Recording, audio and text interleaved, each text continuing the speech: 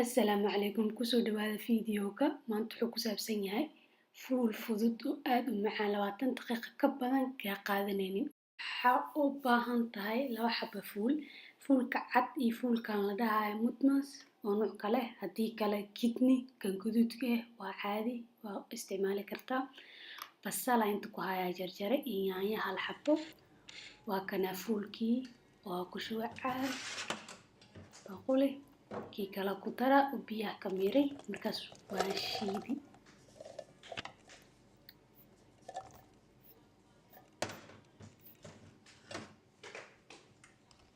waa ka hadda shiida daarti shiidi wax dhan kuskus inuu sayala daarti kuskus yara ku yeeshaa jexshan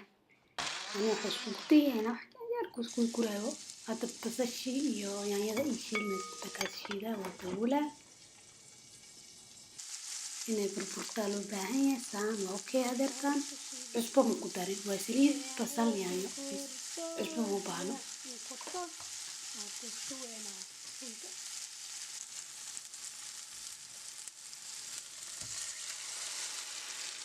wakana fuulkii ku shubay oo shiiday waa quraac fudud ka qaadanaysa xataa 20 daqiiqo وانت تياردين تبقى سهرتها وكله 10 دقيقة إلى 15 دقيقة ساعة عشاء أنا كنت 8 دقيقة إلى 15 دقيقة وحول حيث سهرتها مضى وحكو ترى طولة على حبتون أكو شيدا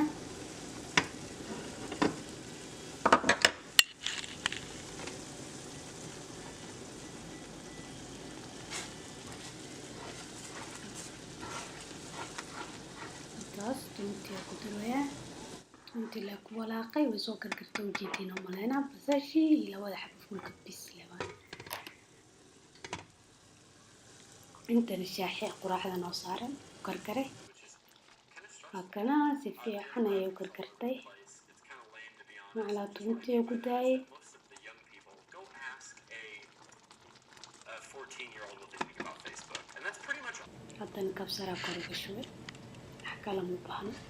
oo xarfiinayso ilan yaro macaan u sameynayso waa daartid kabsarta waatana tani shay guduudka kidniga kan waa isticmaali kartaa daartid oo ku dari kartaa 3 xabba ka dhigi kartaa mise kal fuulka caadi kan bis waa enough macaan waay maanta baysan ka helin kan ninkana ilkay yara u kore wuxuu ka jecel yahay malan quraxan روتيرا وجرجرة ودمينا